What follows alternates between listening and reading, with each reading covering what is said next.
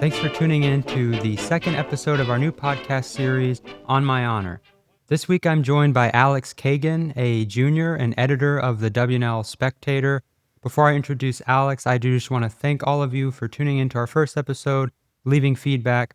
Like I said, it's a new program. We're still trying to learn this equipment that the Charlie Kirk Fund for Media Excellence helped provide. So we appreciate you going through with us, and we hope this discussion of the honor system is a enjoyable experience for everyone, and we certainly are enjoying producing it and putting it out for you. So with that said, Alex, do you want to tell us a little bit about your background, and particularly the question I'm going to ask every student on here, why you came to Washington and Lee? Well, for those who aren't aware, Lewisburg's a town a little over an hour away from Lexington, just across the West Virginia border. And so, I had some familiarity with Lexington, came from a school with, a smaller enrollment than one class at W&L, which, a lot of people come from high schools that are as big as W&L. But I enjoyed that smaller experience, smaller class sizes. I was looking at that. I was looking at the breadth of offerings. I wasn't dead set on what I wanted to do, and I was impressed with W&L, especially for a liberal arts school, being very highly ranked in a lot of areas. Mm-hmm. But at the end of the day, the location, really sealed the deal. Proximity to home and the beauty and charm of this region is one of a kind. So yeah, I think you actually called me the summer before you came to campus, right? So I guess by that point you'd already admitted, and I think I was on campus doing research that summer, probably for the General's Redoubt, and I must have been it was before my senior year, and you called me about sort of conservative life at W&L, right? Mm-hmm. Somehow I guess you were reading the Spectator online or stumbled upon my name, and so we'll talk more about the Spectator in a second, but I guess you did a lot of homework on Washington and Lee, both, I'm sure, before you, well, you've known about the school for so long, but before you applied and even after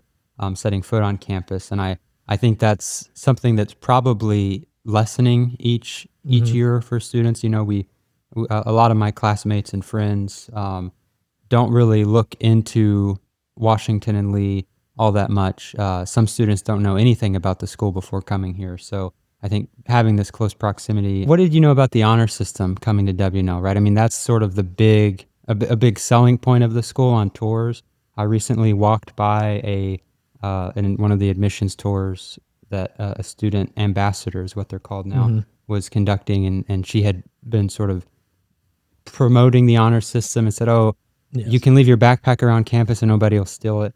Don't we love that? Yeah, well, and that's a great piece. But what did you know about it? So most of my prior connections to W&L were sort of, I just had an outside view. I'd done a lot of research on the money situation, the rankings. Mm-hmm. I had a big spreadsheet. I talked to a couple of W&L grads. I do love I had a 35-page college spreadsheet as a freshman in high school, but my rankings were quite great. But no, so I knew of the honor system, and I extrapolated it from my school's honor system, my high school's honor system. It was the honor code, which is a more common way of phrasing it. But and it was a similar culture that it was a tight-knit community. There was no reason to steal or lie. You're risking yourself, and everybody would figure out. Right. So, well, and I can't imagine many schools have a stealing is okay policy, right? Yeah. Like that's going to be a problem. But there's a difference between, we can't say codifying that is wrong. And we can bring this up later. That I think that's one of the problems we face now is the subjectivity. Sure. But I think that was the sort of subject of our recent e-blast that went out earlier this month on that our president, Steve Robinson, and a board member, Brad Root, wrote. They really criticized the lack of a codified policy. Yes. But yeah, we'll get more to that. Yes. So, coming to campus, I really more learned about it during the 30-minute or so, orientation in the chapel. So that was in Lee Chapel for you? Yes. Okay. Yes. even if you're not familiar with the honor system, you're familiar with the way of living that it creates. We tried to reach out to students and like-minded students like yourself, and I was glad to receive a great introduction. The Spectator, even before our times, but especially I think the last 4 or 5 years that as it's been a progression, with yourself, with Drew Thompson, and others, has done a good job highlighting the benefits and the great things about our school. We have such a special history at W&L that sort of illuminates our job as both conservatives and specifically with Spectator as journalists to find the truth and to show that we value the past in what it has done for us, and we also can recognize the problem. So people that come here and say, oh, well, I don't think this person should get kicked out, or this or that. Well, they need to have a wider view of over decades, how has this institution, how it's done very good things and built this culture that we can leave our backpacks out. So well, the history of the honor system is so critical to why it's important, right? I mean, you don't have to convince me of that. Yes. Or most listeners, I would imagine. Most listeners, yeah. I mean, in Robert E. Lee's role, his sort of his proverbial standard is what I've been calling it. We have but one rule here, that everyone must be a gentleman. That's sort of always been, or for a long time, the cultural standard. And when the TGR members that were writing this piece recently that I mentioned earlier wrote this piece, they referenced that, and we were sort of in an editing process. I still edit pieces, even though I'm not the editor of the Spectator now. And Brad had actually said, he mentioned this gentlemanly rule, and I said, well, yeah, that's not really talked about much now. And I don't recall, I frankly can't recall my honor orientation because it was on Zoom and it was several years ago. But I don't think it's not really pushed administrationally that Robert E. Lee said to act like a gentleman, so we do. And I know Drew Thompson and I have had conversations in the past about the term gentleman sort of being phased out culturally, maybe because of a gender change with, now there's coeducation. But what shocked the TGR guys that were writing this piece was that that we have but one rule here, that quote wasn't really, from my recollection, not really something on campus. Is it something that you feel like you've heard talked about outside of the conservative Spectator students or others that maybe bring it up, like that sort of that Robert E. Lee standard? No. We can have short answer. Yeah. I think this is illuminative. So the Spectator was thrilled to sit down for over an hour with President Dudley. And we're those pieces will be forthcoming, hopefully the next couple weeks, as will our honor system edition. So if you're interested, please sign up for our mailing list and we'll put something over the screen or something. We'll add it into the video here. Yes. But we were talking, and you and Will Dudley, the president. President Dudley. I was asking about what orientation was looking like. We had heard some things had shifted, and obviously the winds of higher education, probably not willingly, but from some threats from the president and some executive orders have shifted. We were wondering, because people in our class and a couple of years before had to sit through a mandatory multiple hour training session, indoctrination session. I think we've sort of bastardized the terms, DEI, critical race theory, but literally, quite literally, critical race theory, and not explicitly mentioning Richard Delgado or Kimberly Crenshaw, but like the ideas of these people, of these late 20th century, Gramscian-esque, proponents of social Marxism, effectively. And we had to work. We had we talked about inherent racism, we talked about all this stuff, and these are like freshman orientation. This is type? freshman orientation. Okay, this is our hall freshman year. And so what year was that for you? Just to clarify. This was 2023. So this would have been like October of 2023. Right. I think. Well, and when I was a freshman, we had Ibram X. Kendi come as our you read a book every year, like the freshman. I think this year, I can't remember. Bold of you to assume people read that. But yeah, well, yes. I definitely did not read it ahead of time. But anyway, so there's definitely that sort of orientation change to a more DEI focused subject. But you were saying with President Dudley, you asked him about this? And I was saying, wouldn't it be useful to discuss, the history of the school, what we take from our namesakes, what life lessons, good and bad, can we take from their successes and their namesakes failures. Plural too, right? George Washington and Robert E. Lee. Yes, both I apologize. Great for examples. No, I'm just clarifying. Yes, no, I agree. Both, because both very, very strong conceptions of honor personally, right? That they lived by. So I think keeping that in mind, you could talk about both George and Bob in a orientation program and why we're named after them. Yes, and how we sort of, while we understand that every period has its flaws, we try to bridge those that we might have. I mean, I think we don't want to look back on history as if we're any morally we have a higher moral fiber because we've advanced in certain areas, but we also want to simultaneously note both sides. But we don't talk about that. We don't talk about the founding mission of W&L. We don't talk about this DEI session right? Or I was like, or what about talking about stuff like these traditions that bind us together, like the honor system? And I can't remember, and you'll see it in print.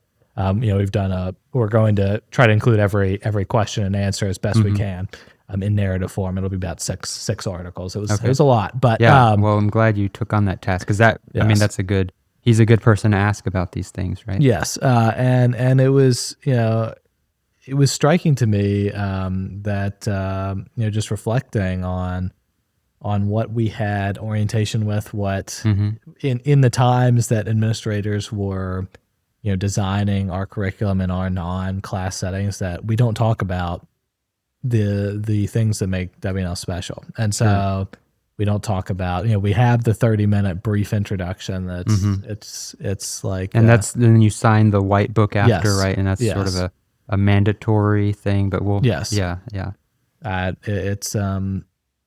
I think the goals of some of our administration are a little bit skewed in that I don't think we perhaps give due diligence or due importance to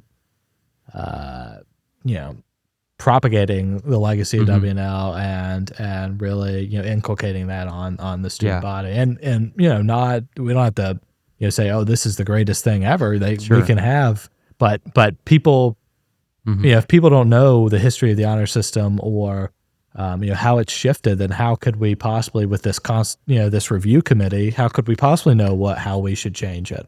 I'm reminded of how busy your first couple weeks on campus are as a student, because now they used to call it pre-orientation. I don't know what they call it now, but where you have like when I did it. I think whatever its name is, you have like a week or close to a week doing whatever programming, either camping or doing community service. There's a lot of different programs, but you do that, and then you have all of the sort of onboarding process. You're learning about freshman registration for classes because freshmen register around that time. You do the honor orientation.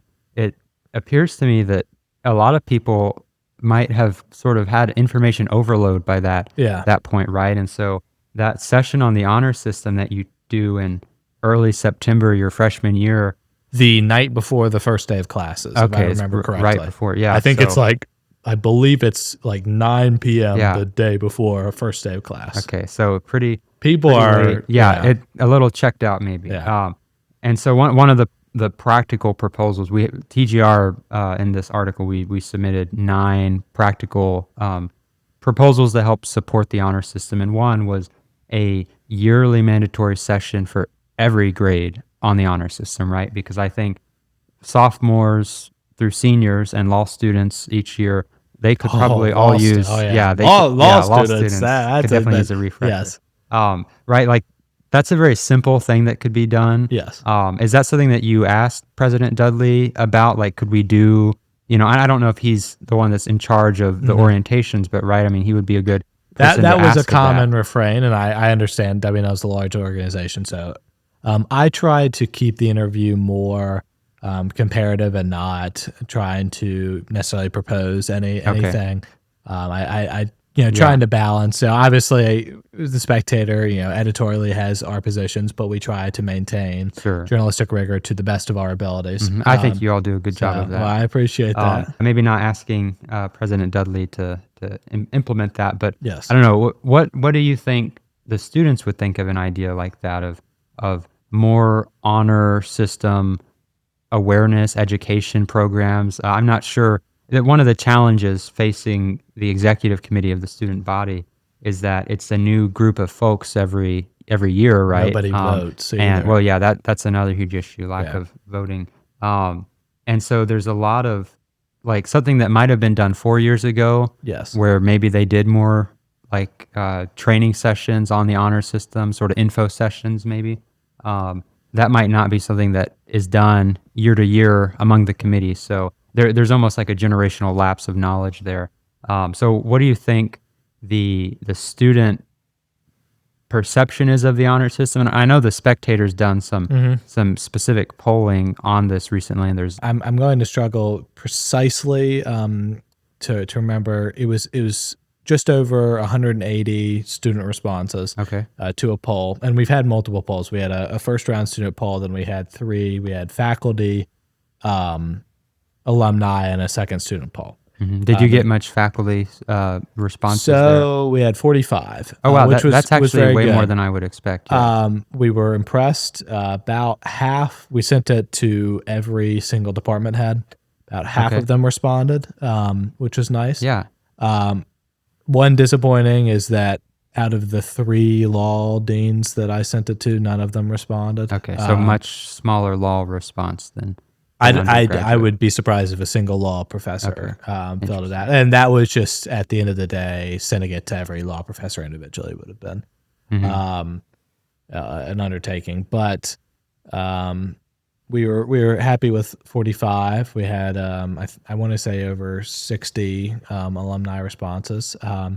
And so, and that sample is a little, I think the faculty sample, I hope was representative, obviously. Well, if you emailed all the department heads, hopefully that, I mean, there's obviously differences within a department, but generally I would think a biology professor's view of the honor system would generally, they're having similar experiences within the department of how their biology students are adhering to it. So what were the sort of general feedback of that? For students, under enforcement is just under half said that it's clearly under enforced. Okay, so people aren't being reported for honor violations that they should, or they're not being dismissed for honor violations. What does that mean? Did not specify. I tried to keep the poll pretty short to get more people to respond. The way I would interpret it, and the way I'm interpreting it in a forthcoming opinion piece, which discusses the proposed the First Amendment proposal from this this impromptu constitutional review committee. Yeah, we'll talk more on that. Yeah, is that it's both a reporting issue and a failure to kick people out. Or to expel when there are, and I think, and while we have to, I have to be careful in saying certain things, because we do have white book rules to which, some number of the Spectator writers, and I think a decent number of the student body object to on what you can say on open hearings and that sort of thing. Right. Yeah. Confidentiality's hard. I'm an alum, so I can say whatever I want. Yes. So you just wait a couple years, and then you can write another opinion piece. That I guess that's another good thing you get when you graduate. Then a paycheck, but and a diploma without pictures on them. But that's another podcast. And I don't like those. But Nonetheless, so under enforcement, unclear expectations are another one. Okay, I think like for assignments, like what you can and can't do it's within it's the like bounds. what is an honor violation? Okay, right, because it's not codified. It's not codified. It's not partially codified. It's not. And it used to be. Yes, Yeah. yes, it did. Yeah, and but that's something we very talked about, recently. And so one of our writers, our associate editor, Dominic Vogelbacher, just released a piece, and I'm going to butcher the title, but it's something like, what is an honor violation? The White Book can't tell you. And he argues that it's not based in anything that's consistent. There's no foundational basis of. Well, and it used to. So it used to be lying, cheating, and chilling. Lying, cheating, and stealing. That's what it used to be, but it changed. And I think like 2006, it was 2006 relegated. or 2007. Yeah, and there's articles on this, and luckily the Spectator has always done a fantastic job of covering the honor system and changes to it. So that's always and a large thanks to our board member, former writer Ian McLeod. He's done a great job. And so it used to be the sort of standard was don't lie, cheat, or steal. Yes. Then it became a thing in the White Book saying the historical standard used to be don't lie, cheat, or steal, right? Yes. Like that used basically saying this as an example. Yeah, as an example. But and then maybe in 2017 or sometime it was completely removed. And that changes it because one of the things people don't quite understand, and by people I mean both students and even alumni, is that there's no precedent for the honor system, right? This isn't like the United States system of government and court where you have precedent. You have hundreds of years of precedent. And often binding precedent. Yeah, and it's like you don't know, like new students don't know honor violations from 20 years ago. Like they don't look over, and I don't even think most EC members actually can look through the minutes that are sort of closed off in the archives. I think the president and vice president can, but so there's not codification, and so there's not, I guess, a clear standard, and that's confusing because technically stealing is not an honor violation unless it's deemed a violation of the community's trust. So correct. Yeah. Well, and I think, as a person who's very interested in the courts, and I've interned in West Virginia's Attorney General's office this summer, and I got a great interest in that. So what I would say is that on the precedential point, like I think once you lose, I understand why precedent isn't binding, especially because EC members don't go through years and years of education, right? And so it's not the same. Yeah, I mean, not to disrespect them, but I'm sure there are EC members. Representative Griffith from Virginia's 9th is a former EC rep from the law school. Really? U.S. Representative Griffith. Okay. Who came to campus recently. Yeah. And brilliant guy. I'm sure there are a lot of brilliant people. I'm sure there are some that are a bit, So you wouldn't necessarily want that to be binding or anything, but I think it should be, especially in how far we've gone away from codification, that it should be, used, to illuminate. If you're not going to have anything, then you might as well, look back, as we talked about early in our conversation, that looking back in our past can really tell you, where we erred but where we succeeded. And nonetheless, so, we've got that point. And I think, Dominic's article does a great job arguing that we need a basis in semi-codification, which I would agree with. Yeah, I think from my gauging of people, most alumni would agree with that. At least the ones I've talked to, they're shocked that lying, cheating, and stealing aren't examples, right? I mean, because it's clear stealing should always be an honor violation. No violation is too small. Yeah, exactly. So, do you think that's gonna be put back in the? I guess that would be the White Book. Is that because you've been referencing this committee making proposed amendments, and can you give us a little context, right? Because if you're not a student, you probably didn't get an email mentioning this, but what exactly happened? And I'll say, so you don't have to say it. Yes. There was recently an open hearing at the law school in which a student who admitted to using AI was not dismissed and was found not guilty basically by the jury. It was a very emotional trial. It was upset a lot of people I know, and it raised a lot of concerns, which is why we started this podcast, which is why the Spectator has been covering all this stuff.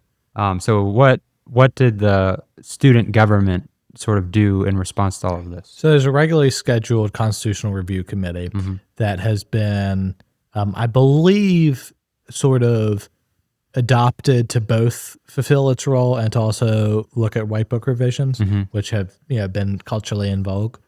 Yeah, because there's multiple committees. Yes. I remember when I was a student, it was like every year there was some committee forming, and it was always a different committee handling a different thing, but it was something with either the white book or some aspect of student government, and it was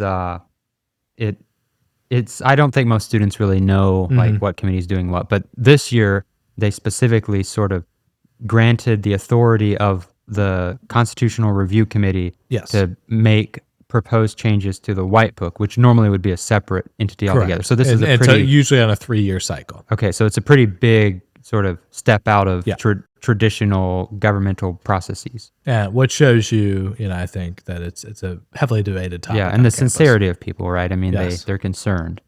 Now, if any of the members of this committee want to remove the single sanction, I think they are divorced from the reality of the situation. That is, what binds the honor system together. Well, do you think that's what they want to do? I know at least one of them who has published, an article saying as such. I don't know generally. How many people are on that committee? Do you know? I want to say 13. Oh, that's pretty big. It's a fairly. They had about 50 applicants. Okay.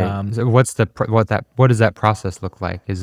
Do deans select the people? No, it was selected, I believe, by the EC. Okay. I want to say. So students selecting students. Yes. Is there any sort of demographic makeup like you have to have? It's chaired by a law student, and I think it's more undergrad than law. Okay, more undergrad than law. Is it supposed to be like a grade mix or just undergrad law? I couldn't notice any. I didn't notice any pattern. Yeah, and I guess we could look this up. But so anyway, I don't think it's.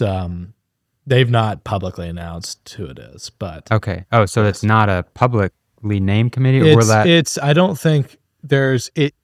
I don't think it is a secretive thing. They just have not gone out and publicly noted every single member. Yeah. Yes. So this 13-member committee, something like that, is, and at least one person's on it that doesn't want the single sanction. Correct. And you shockingly don't know, involved with the Rainbow Five, but and that was a piece that has been referenced quite a bit because it sort of startled a lot of alumni and students that sentiment against the single sanction is so prevalent. And I remember the first poll you did, it was a little close to 50% of students polled in that first poll the Spectator conducted were expressed dissatisfaction with the single sanction. The good thing it was about 40% now, which is still scary, but there was a small majority, I want to say, or at least a plurality that did support the single sanction. Yeah, now, small, like 52% or something. Yes, it's very sad that we've gotten to that point. Right, because 50 years ago, yes, I think any alum from them would say it was 100% in favor of it. I mean, yes, the people I've talked to at least, right? I mean, that's definitely decreased. Do you think this committee, and then we'll get to what they're doing, what their proposals are, do you think they tried to, I guess the EC in selecting people, they tried to get a mix of people that like, I guess what was the application process? Did it ask you like, what do you think of the single sanction? I don't think it asked you any specific, it asked you what the honor system meant to you, why you wanted to apply. Okay. That sort of thing. I heard, this is hearsay, but I did hear that they were trying to find a balance. As someone who, I think that is giving undue credit to people that want to get rid of the single sanction, because I've seen very few coherent arguments on what would replace it, that wouldn't just continue this cascade of of falling standards. Yeah, well, if you get rid of the single sanction, the honor system's dead. I mean, yeah, and at the end of the day, and I will not take credit for this argument. I don't know if he would like to be named, but a great, very brilliant classmate of mine, has talked about this. It's not the EC doesn't sit in judgment of anyone because of the honor system. It doesn't say this offense is worse to us than another. Sure. It is, did you do it? And is this an honor violation? Okay. And so that keeps us from, really, becoming overly subjective on how we punish people, what we punish. It is, and it's not, and I shouldn't even use the word punishment. It is primarily designed to protect the community from people who would otherwise undermine our ability to do exams in our dorm rooms, wherever we please, to leave our backpacks places, this and that, were it to become layers of punishment, it would really be a punishment, whereas now it is primarily designed to protect. But I think, were it up to me, I don't think I would seat anyone who doesn't want to keep, because I do fundamentally think that the honor system and the single sanction are very fundamentally, they're tethered. So what do you know about what this review committee's proposed? Have they published something yet? Have they, do you have an inside scoop that you can share with us? So the one proposed amendment so far that they've put forward, and it's only about a month into this committee's existence, so I presume there's more to come. I believe this got unanimous support, if I remember correctly, which very much surprised me. Unanimous support among the committee? Yes, among the committee, yes. And this would have to have support, I believe, by 2 successive ECs to be codified in the White Book. Interesting. I want to say is what the procedure was. It was basically that whoever reports someone for an honor violation, if they must, barring I want to say it's like an extreme circumstance, which would have to be judged. Another uncodified thing. Yes, which I will mention, but as judged by the president of the EC, they must, barring that, they must testify in front of an open or a closed and an open hearing as to, why they, reported what they reported, why they, their thoughts on this, that they must testify. So the person reporting it, the sort of whistleblower. Yes, must testify, or else it is viewed as sort of dispositive of that the fact that either, if they don't testify, that the person who's accused either didn't do it or that it's not a violation of the community's trust. Wow, that seems really strange. Well, it seems strange. It seems, and I'm going to talk with the committee. And I'm very glad they're inviting community members to talk with them for short sessions. I'm going to do this. Going to do this tomorrow, but nonetheless, I think it's both just regression from what we have today, but it's detached from the issues facing the honor system. So yes. Have you heard any of your classmates, friends, anyone you've talked to express that I wish the person who reports an honor violation would be forced to testify? Like, where's that proposal coming from? Every single day I have a conversation now. I've not heard a single person say that, and it just, when I read it, I was like, well, we kind of misread it at first, and we're like, what does this say? And then we got it, and we're just like, what does this have to do with? So was this sent out to the student body? This was an email on the student body from November 5th. It seems very unusual to me that would be like the point to focus on, right? Like, I feel like bigger issues would be AI's tolerance at W&L. Like, is AI using AI? Is that an honor violation, or just what can or can't be said? And there has to be something, and I think it should be a mandate of clear rule, professor by professor, because I think it does depend on the class. Sure, yeah. But back to this specific change, I would have, on two layers, both inherently, I think this is against, a core ideas of justice we have in the United States. Sure. That, protecting of witnesses, protecting, whistleblower protection, which has been a big thing. Yeah. There are so many reasons why somebody wouldn't want to report. And, some of them are, oh, well, it's one of your friends, like, but that's still, do you want to, if I thought somebody was cheating that I was friends with, I would try to be honest, but that's a hard thing to ask. Yeah. But, well, I mean, campus is so small. If somebody figures out you're the one, because I don't think as it stands now, if we're both students, I report you for an honor violation because you stole a bunch of valuable relics from Newcomb Hall. Yes. I report you for that.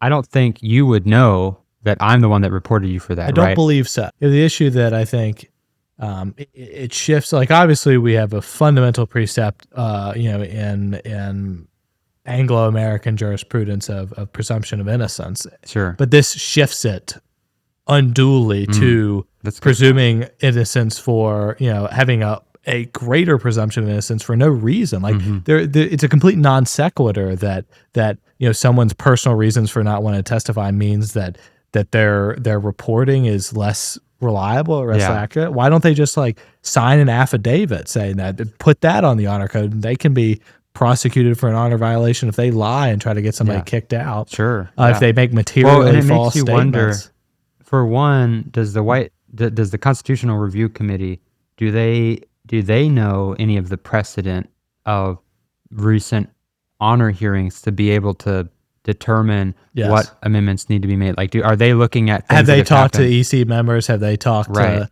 There's a couple former EC members on there, which is good. Yeah, that is. I'm sure that was an intentional. Yeah, and I hope it doesn't pass, because it's going to exacerbate the issue of underreporting. It's going to make people less likely to report. Which was the major issue in your survey. Were there any other amendments proposed by them so far? Not yet. And I think one big change that some people proposed is cutting the law school off from the honor system. So they would not be subject to the jurisdiction or members of the executive committee. Wow, so that would change a lot. That would change both the EC's fabric, and the EC approves budgeting for student clubs, including the law school. And there's been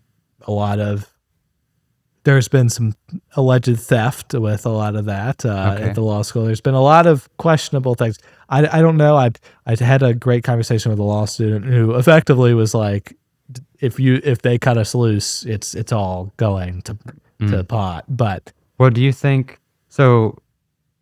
Splitting the law school, that would also change even the fabric of this Constitutional Review Committee, right? Because that's a law student chairing it. You said so. That would be a major shift from the sort of institutional makeup of this system. Do you think that's an amendment that'll get proposed? And if so, do you think it would have a lot of support? I think that is probably such a large proposal that I would hope, honestly, that this committee doesn't propose that, because I think a regularly scheduled white book review committee. Now the other side of that is that anyone who wanted to apply to this could have. And could I have applied? Well, any student. I apologize. But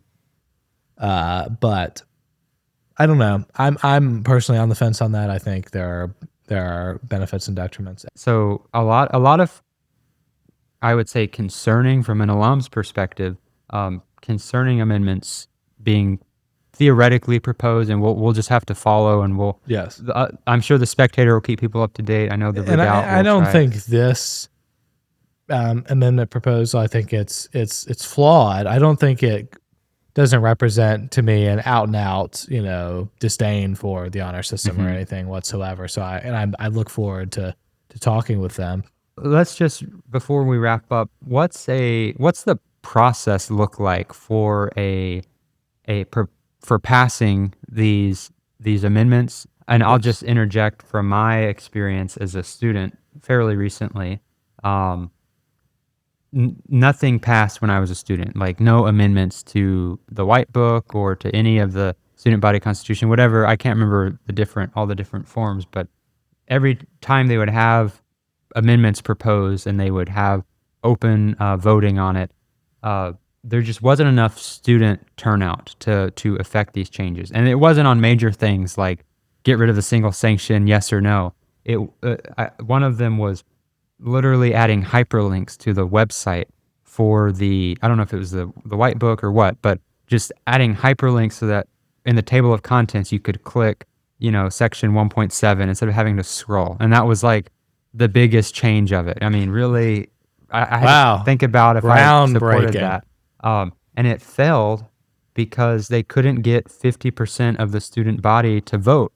Not to vote yes, but just to vote in this amendment process, right?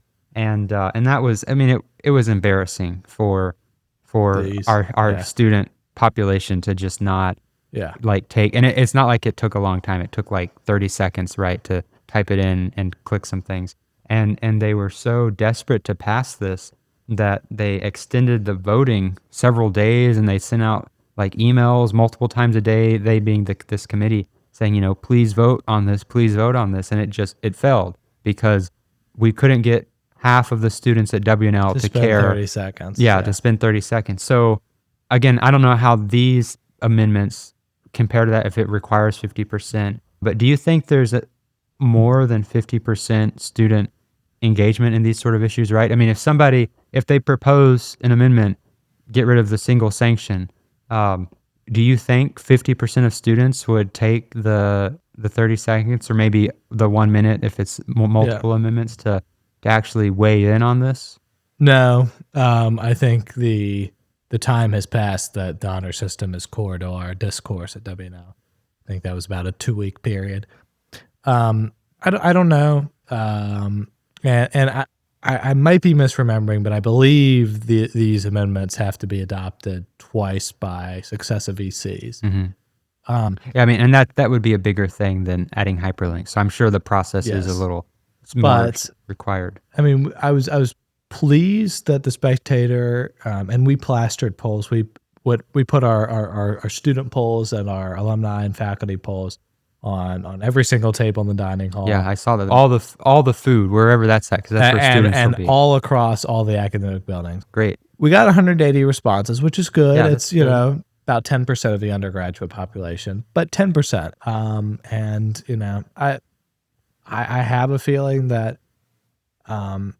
it's not as important to you. People can take for granted this stuff, but just like with a lot of things, it only means as much to you when you lose it. Mm-hmm. So I hope we don't get to that point, but I do think complacency, you see that throughout politics and throughout life. Yeah, and throughout history. You're a history major, right? And yes. Politics as well. Yes.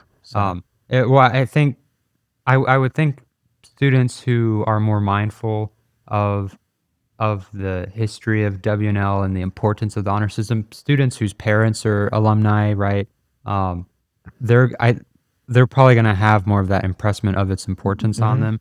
I mean, I'm sort of an outlier in that, I had never heard of W&L until right before my senior year, but I really came to appreciate very quickly the history of the institution and these underlying values like the honor system and the speaking tradition that make this place so unique. So and to live up to the values, to live up to our motto, not unmindful of the future, you have to not be unmindful of the past, as Spectator has noted in previous editions, and you have to. But I agree, and you need to learn and you need to engage. Yeah.